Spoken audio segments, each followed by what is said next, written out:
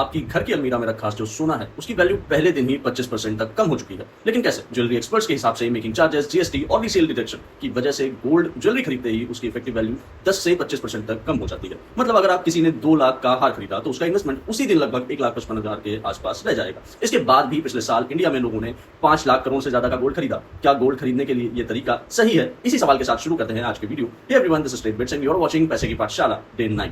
जिन लोगों तक हम पहली बार पहुंचे हैं उन दोस्तों को बता दूं कि ये है 30 डेज 30 वीडियोस का चैलेंज और इस हफ्ते हम हर इन्वेस्टमेंट की ऑप्शन की जांच कर रहे हैं। कल एफडी का हिसाब किया था और आज बात करेंगे गोल्ड की।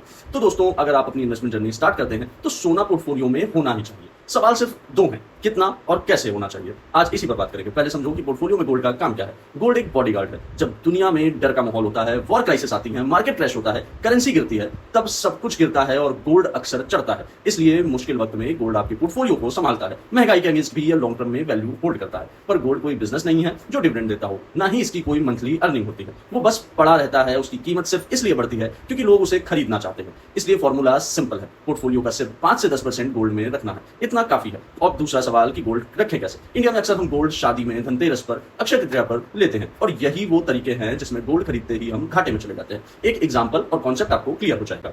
तो परिवार दोनों के पास 2 लाख हैं गोल्ड के लिए। परिवार ए खरीदता है पारंपरिक ज्वेलरी एक दुकान से, जहां उसने 15 से 20% दिया making charge, 3% GST on gold, सब मिलाकर 2 लाख देने पर मिला लगभग 1,55,000 का गोल्ड। वहीं परिवार बी ने पूरे 2 लाख डाले गोल्ड ईटीएफ में। अब नेक्स्ट 10 ईयर में गोल्ड का रेट जितना भी बढ़ेगा, दोनों का गोल्ड सेम स्पीड से बढ़ेगा। लेकिन परिवार ए की रेस 45,000 रुपए पीछे से शुरू हुई। सेम अमाउंट सेम एसेट में पैसे डाले, फिर भी एक की 2 लाख की वैल्यू ज्यादा और एक के 2 लाख की वैल्यू कम। और यह कहानी यहीं खत्म नहीं होती।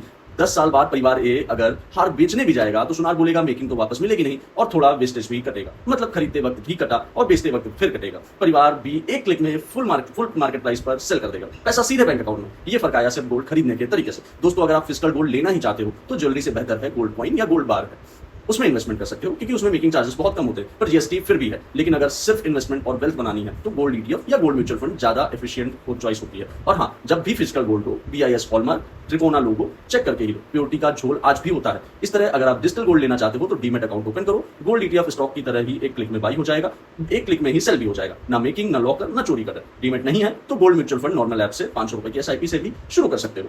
बस एक छोटी सी वार्निंग, बहुत सारे ऐप्स पे जो 1 रुपए का डिजिटल गोल्ड बिकता है वो ईटीएफ और म्यूचुअल फंड जितना स्ट्रिक्टली रेगुलेटेड नहीं होता। शौक के लिए ठीक है, सीरियस पैसा सिर्फ ईटीएफ या गोल्ड म्यूचुअल फंड में। और हाँ, बात शादी ब्याह के या शौक के लिए ज्वेलरी लेने की हो तो आप अपने लिए, अपने परिवार के लिए ज्वेलरी जरूर लें, क्योंकि आपकी फैमिली की खुशी प्राइसलेस है।